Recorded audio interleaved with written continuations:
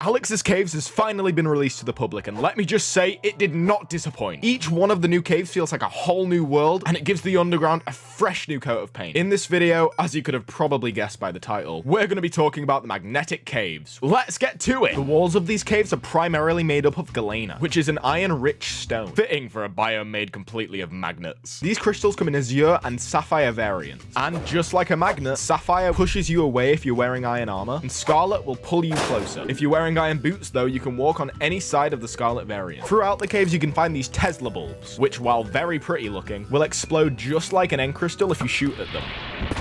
Due to the magnetic nature of these caves, parts of the terrain are just completely held up on their own, which I promise is definitely on purpose. In the in-game book, explains that because of all the magnetic crystals and the fact that galena is mainly made up of iron, parts of the terrain are just held up on their own. I'm sorry, but the fact that they just spent the time to put that in is just super cool. Throughout the biome, you'll be able to find these structures, which similarly to how ancient cities show off redstone, vaguely show off how some of these blocks work. But I'm not going to dive in too deep to that. Using 9 galena, you can craft a block of packed galena. If you smelt this, it will produce a single iron nugget, which I know doesn't sound like a lot, but when you consider how much galena is in this place, the magnetic caves become a really good source of iron. Though if you couldn't have guessed, a far more valuable resource is neodymium, because it makes a ton of cool stuff. You can make an azure neodymium ingot, and doing the same but with 3 raw scarlet neodymium gets you a scarlet neodymium ingot. These ingots have many uses, from magnetic rails which make your minecarts float, to arrows which home in on enemies. And while those things are really cool, the really cool stuff lies where you combine the ingots with the drops from the inhabitants of this biome. Mechanical creatures I'm gonna tell you about right now. First, we have the Teletor. Don't let his friendly appearance fool you. This guy is incredibly aggressive. Look at him.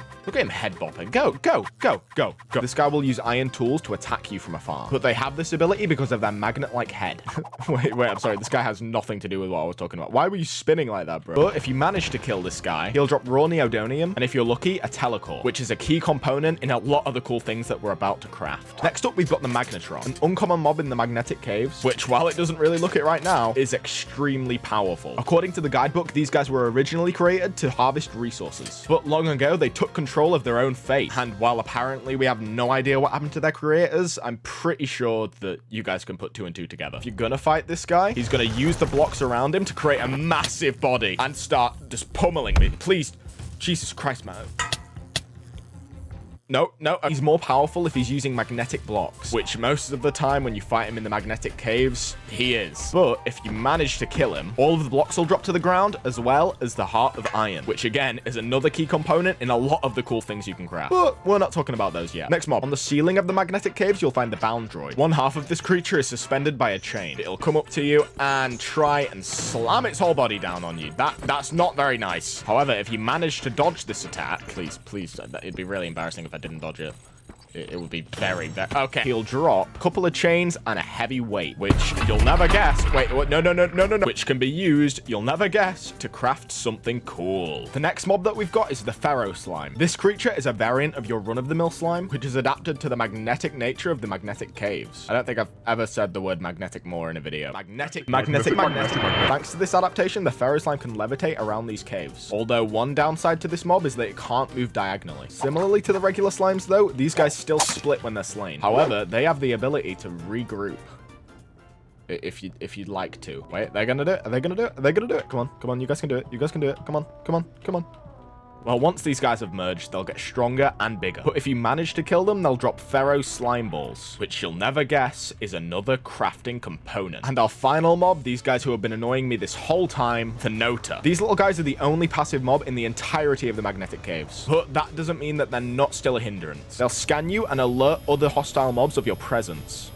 Ooh, oh, no, okay, you just wanted to make it disappear as soon as I zoomed in, huh? Oh my god, he's head rocking again. Look at him go. But if you manage to kill one of these Notas, which to be honest, really isn't that hard to do, they'll drop a Nota Gizmo, which is the last crafting component. Now, we can get on to talking about what you can actually craft with all this shit. First of all, you can make one of these magnets, and depending on which one you've made, they'll either pull or push magnetic blocks. I've used mine to make this really weird contraption that just keeps an iron block in suspended motion forever. You will never be free. And using slime blocks, you can even make stuff like elevators. Okay, no, you've stuck to the thing and Okay, no. You can even make stuff like elevators. Next up, we've got a Tesla ball, which you can craft using the Telecore, which you can get from the Teletor. And even though you can find these guys naturally spawning in magnetic caves, it is just a pretty cool base decoration. Plus, it's great for PvP. Here we have my favorite item you can craft, Galena Gauntlet. And while this thing looks really cool on your arm, if you put it in your offhand and start using a tool that's magnetic, you can mine from really far away. It's got kind of similar functionality to like the gravity gun in Gmod, but you know, Minecraftified. This thing will slowly lose durability as you use it, but you can repair it with more telecores. Ferro slime balls have two main uses aside from crafting other cool things. You can make metal swarf, which you can then smelt to create scrap metal, which can be used to create a plethora of different things throughout the mod. And it's a key ingredient and possibly the coolest thing that you can craft in the magnetic caves. And its second use is brewing potions of magnetizing, which allow you to have the magnetization effect that you get when you have iron armor without the armor. Look at me go. Spider-Me. Spider-Me.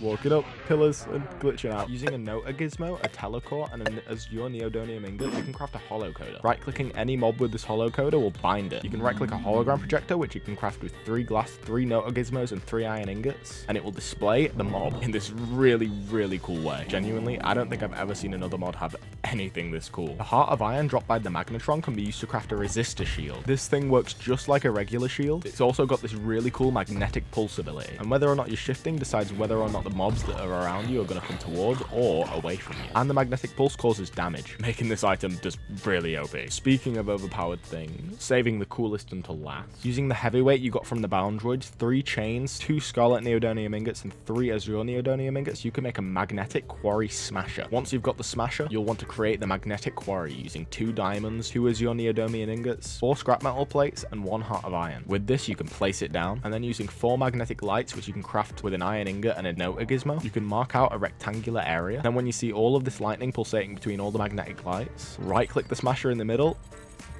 and it'll start digging. Any block mines will come out of the magnetic quarry. This thing is very reminiscent of Buildcraft and obviously incredibly useful, but getting all the components that you need to make it does take a long time. So best of luck to you. With that, thank you for watching. If you'd like to hear about the other caves, stay tuned because I'm going to be covering them in the near future. But for now, like and subscribe if you've enjoyed today's video. If you want to support me, please do consider becoming a channel member. You'll get your name in the video's credits and a ton of other perks. If you want to install Alex's Caves, the link is in the description below. And I'll see you next time in the Primordial Caves.